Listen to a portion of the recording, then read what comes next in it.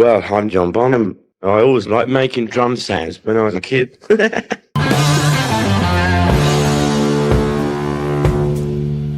There is no drummer on the planet to compare with John Bonham.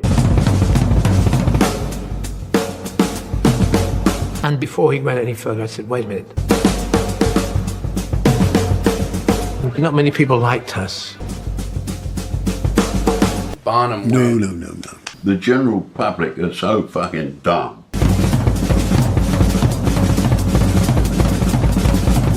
He became loud and boisterous and a different person. When he had to go to work, and he didn't particularly want to go to work. Bonzo just cut loose. He had definitely split personality. The booze, the booze, I mean, that's what killed him, A whole other human being, a real angry guy. But when he was sober, he was like gentle as a lamb. I just knew something terrible. The fallout from this was going to be disastrous. Do you really care about other people's responses if you're playing like that? John Bonham sounded that way is because he was John Bonham. It seemed like there was nothing that John Bonham couldn't do. He just could do. It's what made Zeppelin unique in that way. John Bonham's kit was going to be spread. But it was great.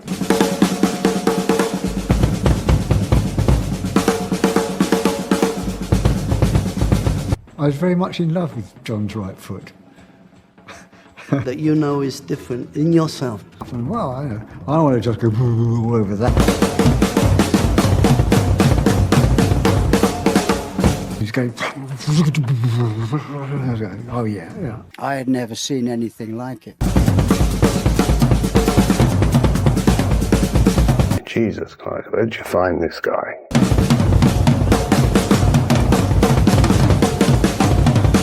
Hands down. I mean, no one comes within a mile of him.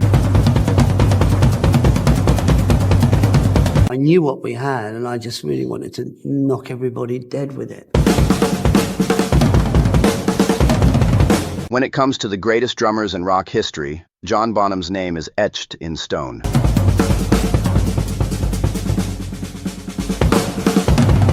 As the powerhouse behind Led Zeppelin, Bonham's thunderous grooves and explosive technique defined an era.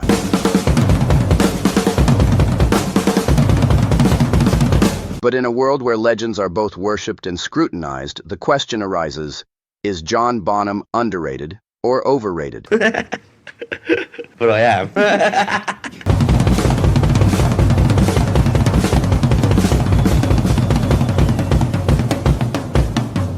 The case for underrated. They're coming to listen to what you're playing and not just to look at you and see what you are. Dang! Drummers argue long into the night about how did he get that monstrous sound, the size of it. Not just what he plays, but how he plays it and how he gets. It's like he's playing on a mountain. He's got the earth shakes when he hits those tom-toms. How's he do that? We're all scratching our heads about that. He kept great time. He was fearless. He'd do things that you think, how's he going to do this? How did John Bonham get that drum sound? Was it the way that you mic'd the drums or the way you tuned the drums?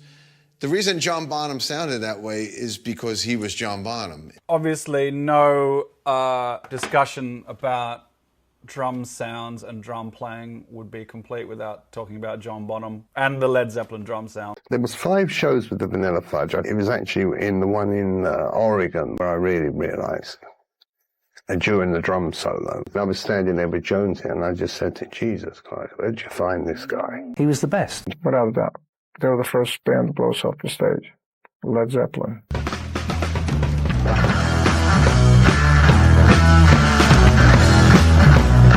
On the other side of the debate, many musicians and fans argue that Bonham is actually underrated, especially by younger generations or those outside the rock sphere. John Bonham is one of my all-time biggest drum heroes. In fact, I have his symbol tattooed on my leg, and he's always been one of my biggest drum heroes. And not only me, I mean, he's influenced, I think, every drummer that's picked up a pair of sticks, beyond the 70s.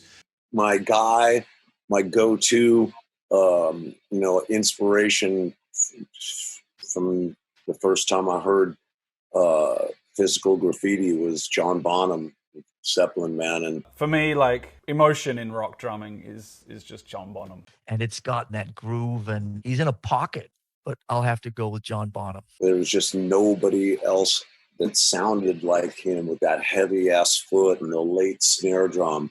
That kind of stuff just like makes the track sit back and groove and just fucking heavy, man. And he would only play cymbals in the right spot, not just constantly smashing cymbals, which is fucking noisy.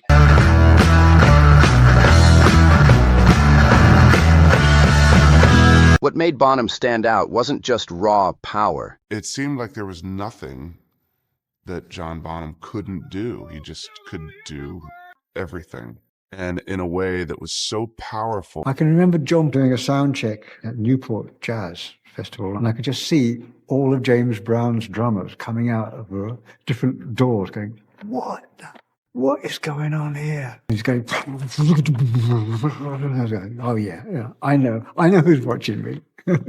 But it was great. And he played with his wrists. It's not all this forearm smashing, but he could also do an accent on the bass drum and you'd feel it, more or less in your gut.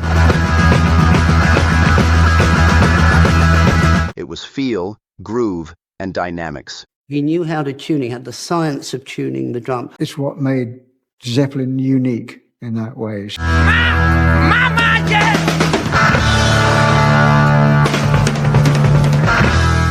It's just the way he approached rhythm and what he did. Oh, Bonzo was the best hard rock drummer ever, hands down. I mean, no one comes within a mile of him. There is no drummer can play that groove like John Bonham did. No one hit the snare drum harder.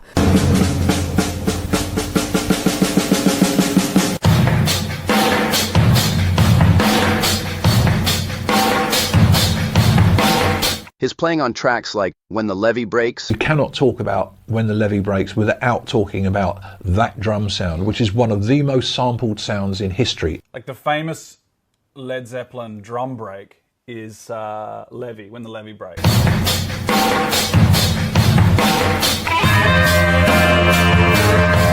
When the Levee Breaks, I mean, that's classic Bonham.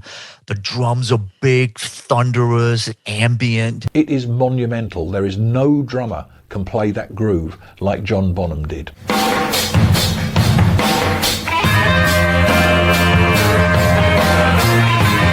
No one hit the snare drum harder, and nowhere do you hear a snare drum being hit as hard as that opening salvo to that track.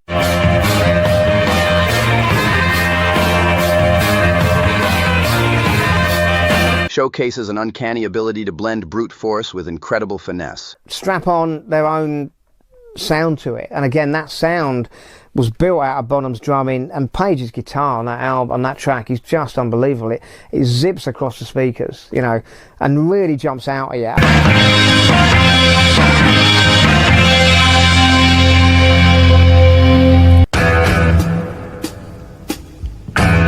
He, to me, was the best rock drummer. He did play with a ferocious energy, but he had the finesse as well. Wasn't just a pounder. He played, very dynamically and played beautifully and musically for that music. When I saw Bonham, I had never seen anything like it. But he had the best bass drum foot of anybody I've ever seen. And I became a convert there and then, And so I started to follow him wherever he was doing. The best rock and roll drummer in the world, John Bonham. The ferocious power and attack of the combination enabled the band to turn from a juggernaut into a dragonfly in a moment. They took the US by storm, ruling the stadiums of America. Bonham's famous right foot, capable of playing impossibly fast triplets without the use of a double bass pedal, still mystifies drummers today. Being the drummer, first my attention went to John Bonham and his foot thing that he did in Good Times, Bad Times, which was at the time totally unique. He was an innovator how, you know, from the very beginning, from note one of the first Led Zeppelin record, Good Times, Bad Times, he had his sound and he had the way he played, and he was doing this thing with his foot that no one had really done in rock and roll. His groove on Good Times, Bad Times was ahead of its time, and his sense of timing and swing owes as much to Motown and jazz as it does to hard rock. I was very much in love with John's right foot. I had great respect for it, and I used to try and highlight it and help it along and give it space.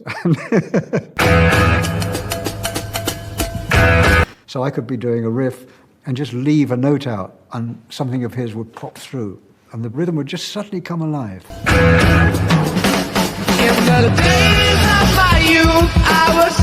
He was so inventive and inspiring to play with, you know.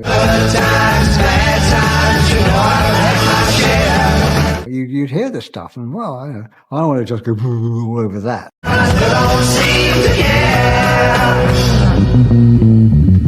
Moreover, Bonham's influence reaches far beyond Led Zeppelin.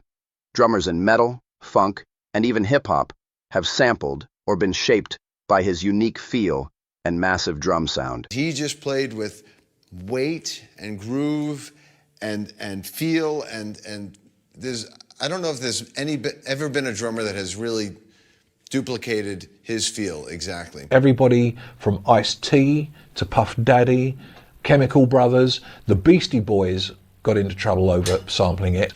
His style was so universally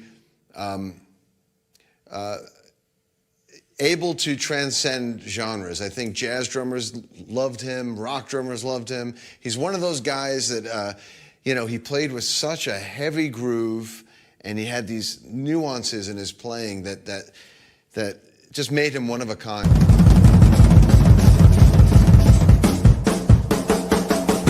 Producers still attempt to replicate the ambient, thunderous tone he achieved in tracks recorded at Headley Grange. Andy Johnson himself took delivery of a new drum kit that had just arrived, and with Headley Grange being on 3 stories, they set the kit up in the massive ground floor hallway. Yeah, this is well, it comes straight into the entrance hall, and this is the hall where the drums were set up. And the results were fed through Jimmy Page's Echoplex echo unit, with the result that you get that huge drum sound. Getting the drums reflecting off of the walls. Yeah, you can hear the reflective surfaces. The mics were put up here. That menacing, slow, plodding groove, it just works wonderfully. It wasn't the way that the drums were mic'd or the way the drums were tuned or the type of drums or the type of sticks. It was him that made those grooves sound the way they did.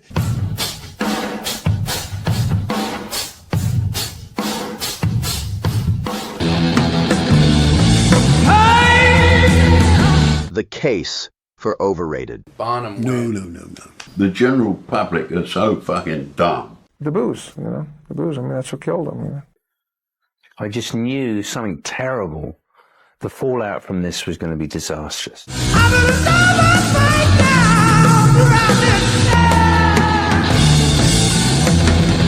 Some critics argue that Bonham's legacy has been inflated over the years due to the mythos surrounding Led Zeppelin. They were very loud. I thought it was unnecessarily loud. A lot of it was just too much. They overemphasized whatever point they were making. Led Zeppelin took up our legacy, but then they took it somewhere else that I didn't really have a great deal of admiration for. The general public are so fucking dumb that, you know, like, that anybody could think that Bonham was anywhere near this kind of drummer I am. Just extraordinary. Bonham had technique, but he couldn't swing a fucking sack of shit. Or Mooney, for that matter. I mean, if they were still alive today, ask them. The mixed feelings would come when he had to go to work, and he didn't particularly want to go to work. He wanted to be at home with his wife and maybe having a baby or something like that. So we sort of had to go to America to play, you know. I was concerned. I wouldn't feel home there at all. People don't realize how much time they spend away from home.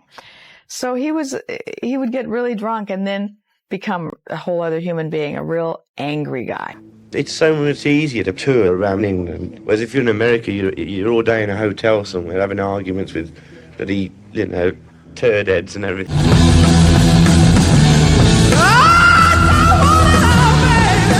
I've witnessed Bonzo just cut loose. He had definitely split personality. He would when he was drinking, when he wasn't drinking. He was a big teddy bear. He wasn't one of the ones who messed around a lot at all. He wanted to go home to his wife and kids. He had a classic drinking problem. His personality completely, he was a different person sober than he was drunk. And when he became drunk, he became loud and boisterous and a different person. But when he was sober, he was like gentle as a lamb. Bonzo, when he got drunk, was, you didn't want to be in the raw end with him. Well, he's just gets very nasty, very wild, The booze, the booze, that's what killed him, I'm never gonna let you go. Dying at the height of the band's fame, his tragic passing cemented him in rock folklore. No one knew at that moment how he died. We knew that they were rehearsing.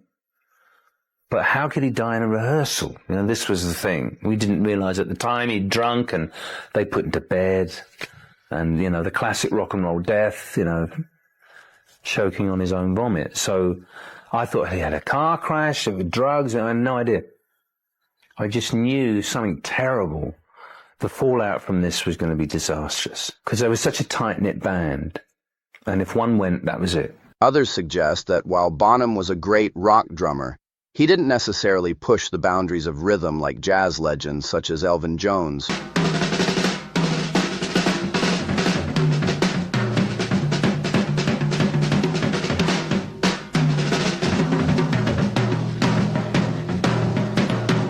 Or fusion drummers like Billy Cobham.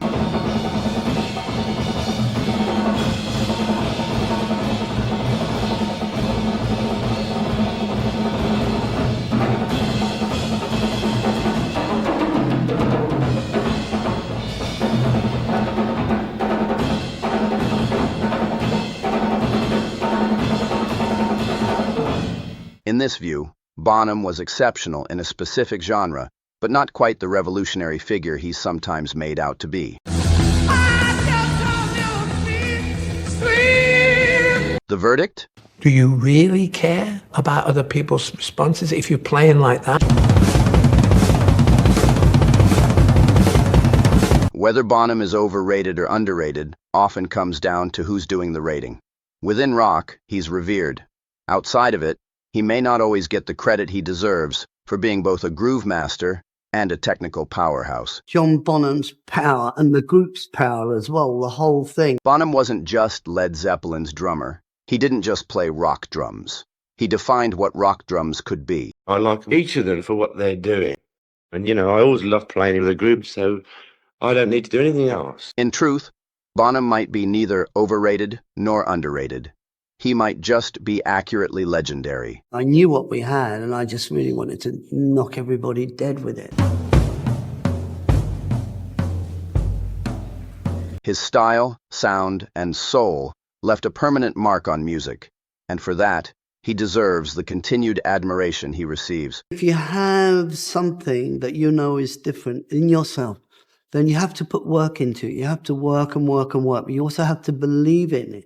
But as long as you can stay really true, your aim is true, you can realize your dreams. I do believe that. I believe that that can be done because this is what happened.